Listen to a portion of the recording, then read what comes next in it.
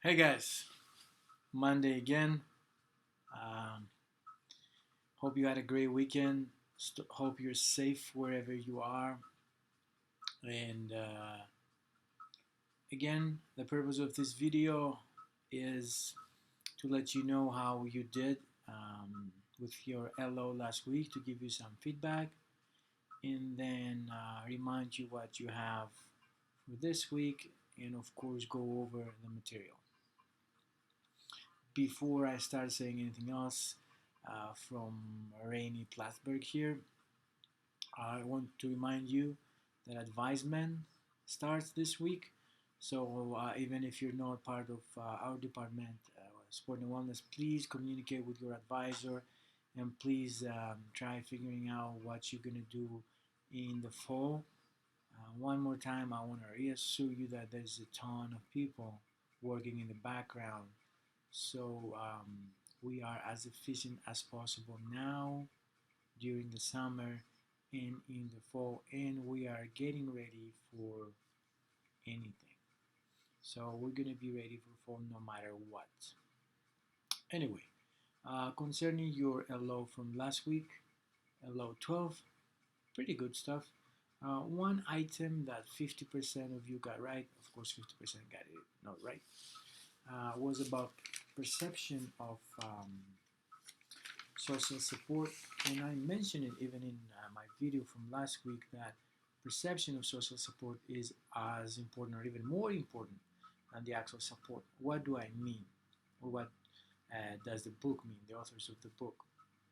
Well, if you go to page 322, there's a sentence and there's a parenthesis, there's citation number 11. That's exactly what it is. It says that uh, if I perceive what you're doing for me as social support, it will work. If I don't, then it won't work in that perspective. That's what that item was. That's what research shows. I have to perceive it as social support, right? So if you're making meals for me, and I'm saying that's something that you should do anyway, or I don't care, I don't perceive that you're supporting me, you're doing it for other reasons, then it won't work that way. If I feel that you are supporting me, like you have good incentive behind it, just an example, then it will actually help me, and I will feel less stressed. I'm talking about stress today anyway. All right, so that's all I got, and other than that, we're pretty good. This week, chapter 13, healthy stress management, right? All right, so the psychological part of stress, because there's physiological as well, is a critical issue in our field too, in exercise science. And in general, the more stress we have, the lower the probability of being healthy. And that can be from a common cold to even premature death. Okay, so it can get really serious. There's a complex relationship between stress and health. It's not completely figured out. However, we think that stress affects motivation for healthy behaviors, right? And but also exercise affects stress, right? We say that exercise alleviates stress. So what we see here is what we call a bidirectional relationship. Stress affects exercise, exercise affects stress too. All right, so let's start with the definition and some of the basic characteristics of stress. Very popular word. It's a process as we are responding to a demand that we may perceive or may not as threatening. So here we are comparing, and that's the basic model we have, and I want you to remember that, demands versus resources. So based on that comparison, we can see we have our body response in a physiological way, in a behavioral way, and in a psychological way, or most likely in a combination of all these three. And I'll explain that comparison between demands and resources more in a little bit. The We say that when we have environmental distress, there's a stressor. So when we have distress, the demands from whatever is going on in the environment, we think that they are more than the actual resources that we have to attack that stressor. So then we call it distress. So it's a negative stressor. If our resources were more than whatever demands are required by the stressor, then we call it eustress. Eu means good. Okay. So in any way, the stressor, the source can be anything. Can have a lot of variety, and it can be different in intensity, frequency, or duration, as you may understand. So a lot of times we feel in distress not because there is one just stressor that's affects us that much, but we may have a lot of stressors happening at the same time, right? Now, I hope before we move any further, you understand the difference between eustress and distress. Again, we compare resources to demands. All right. So based on the transactional model, something happens in the environment, right? Then we do that first appraisal, and we see the demands of whatever is happening, and we may perceive it as a positive threat or as a negative threat. And then with the second appraisal, we see what kind of resources we have, and then we compare and contrast. Does it make sense? I hope it does. Now, coping is important with stress. Again, it's a process, and we're trying. What are we doing to do? You've heard about the word coping, right? So in psychology, when we say coping, is we are trying to decrease that difference, if there's any difference between demands and resources. Okay. And there are two ways to do that. So the model we're going to use now, we're going to talk about two ways to do it. We're either going to focus on the problem, or we're going to focus on ourselves. Right? And when we talk about the problem, it is either we're going to focus on the demands or in the resources. Example, I have a group project.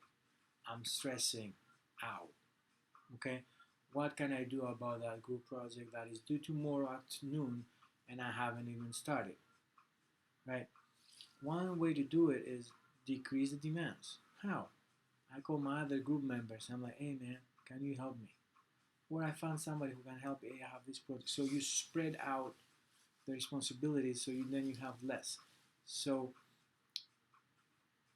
the demands of the issue now, the stressor decrease because they're less for you, since you give some to your friend and some to your brother and some to your neighbor, whatever.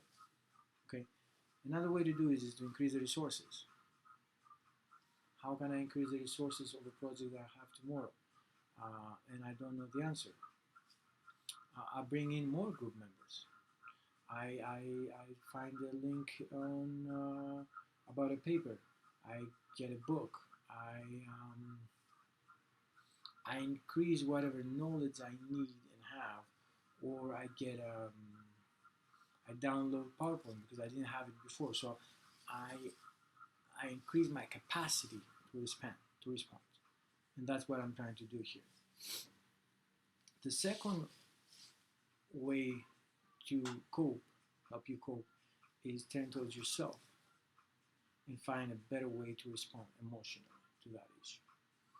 So if I use another example, I drive by car and I have a flat tire.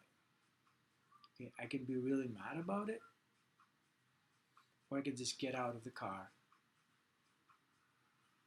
change the tire, keep going. So it's about how I perceive the problem and how I respond to the stressor, right? So for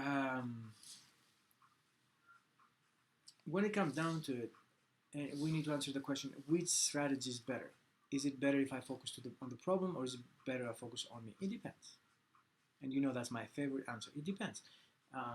Example: if I can change the problem, yes, try to change the problem. Yes, please. Can I also try to change my perception of them? Sure, you can work on yourself as well. But if you cannot change the issue, like a flat tire, what can you do? What can you do? What can you do? Yeah, you wanted to go for a run, it's raining. What can you do? You want to get us out of the house, and there's a virus, COVID-19 going on, right? What can you do? So when you cannot do anything with the situation, or almost anything, then you have to change your emotional response to it, your perception of the issue. Okay, not only for exercise, for life in general. All right, let's keep going. So, looking at my notes again, the response to stress. So, the stress has an effect on psychological aspect and the physiological aspect of us, right? And in general, we'll call that impact strain. So, when that strain is stressful, is too much, right? Then our body responds into 3 stages. And there we'll go into some very basic and very important information that I would like to remember. General Adaptation Syndrome, GAS. Hans Selye, the father of stress literature, right? So I want you to remember Hans Selye here, and also I want you to remember the term homeostasis. Homeostasis. Homeostasis. Okay? And homeostasis is the equilibrium that we have in our body, right? And we're going to use that in a little bit. Put it as a side note. So according to Hans Selye, we have 3 stages. Alarm, reaction, which is the initial one, the fight or flight response when something is happening. The resistance, which is that reaction to stress. You see your heart rate is going up, you start sweating, you know, and so on and so forth. Your behavior changes. And then exhaustion is that part when you don't have anything else left to attack the issue, the stressor. Allostasis is how fast, we can use whatever resource we have to go back to homeostasis. So now I'm relaxed, something is happening, I'm not relaxed, I'm not in homeostasis, and I'm using allostasis, all the resources I have, to go back to homeostasis. And as a human, I'm trying to make that transition from stress to non-stress, to go back to my equilibrium, as smooth and as fast as possible. Right? Now, the effects of stress on health, major. Have so much literature. There's positive correlation between poor physical and mental health. So you can see the signs at table 13.1. We have severe signs, for example, digestive issues, gut issues, headaches, recurrent headaches and migraines, cardiovascular metabolic diseases, where you see there's a relationship with cortisol.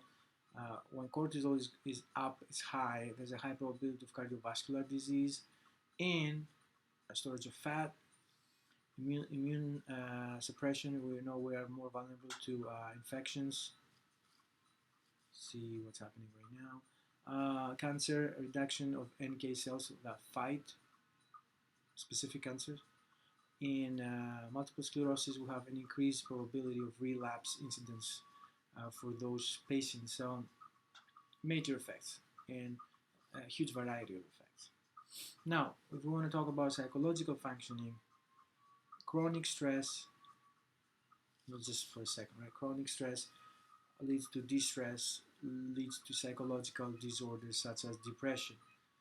Also, side note, chronic occupational stress, right, leads to burnout. And I hope you've heard about burnout, or for the ones that have taken exercise and sports psych class with me. Concerning cognition, we'll go back to cortisol. Higher levels of cortisol affect negatively memory. And that's a classic example. All right, how can we manage that? We have a ton of evidence that shows that exercise can neutralize the impact of stress. Moderate to low intensity, beneficial for state anxiety. Resistance training is beneficial, but we need to keep it at low intensity. High intensity may increase somatic stress, as you understand. Beneficial for chronic mental health conditions. That's important. The mechanism, though, is not clear. Again, we know there's a relationship, we don't understand the why, how it is happening. So exercise, we think, improves positive emotions, and that's good when you're trying to fight stress. And also another indication that this is the reason it's happening is because highly active individuals um, say that they have a lot of fun, and that's why they exercise. So that's the major motivator behind that.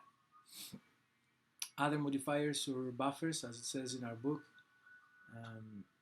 buffer is something that decreases the effect. So I have this much amount of stress, I throw exercise in, it goes down, it buffers it. Okay, it's a buffer. So we have social support again, as we talked about, and it's helpful, about emotional instrumental information appraisal. We talked about that. It's helpful the most though when it meets the needs caused by the specific issue we have or the event. Again, the mechanism is not clear. It looks like it may promote a problem focus coping, and that's how it works. Now, the more personal control I have, the higher the personal control, the lower the probability of a negative response when I face a stressor. The book talks about the 4 types: informational, cognition, cognitive, decisional, and behavioral. I don't want you to know a lot of details about that. I want you to know that the better you can evaluate your ability to attack a stressor, the less strength you're going to show. Okay? Now, as we're going towards the end of this chapter and of this video, there are non-exercise techniques: diaphragmatic breathing, muscle relaxation, biofeedback, massage, meditation, prayer, mindfulness, yoga, martial arts. And then at the end, we need to know, not to diagnose again, but as exercise physiologists went to refer a client to a psychologist. In any case, those are non-exercise techniques. We should start with cool down and stretching and the things that we know, and then start moving to the non-exercise techniques. All right, summing up. Stressful is real. You need to know the definition. You need to know that there's always a comparison between resources and demands. And that's where we start from. Concerning coping, are we focusing on the problem or on our emotional response? Okay. Know how exercise is affecting in a good way stress, but also that stress affects negative healthy habits. And yeah, that's pretty much it for today. Don't forget to lift intentionally, not habitually, right? But also stay safe. Bye guys. See you next Monday.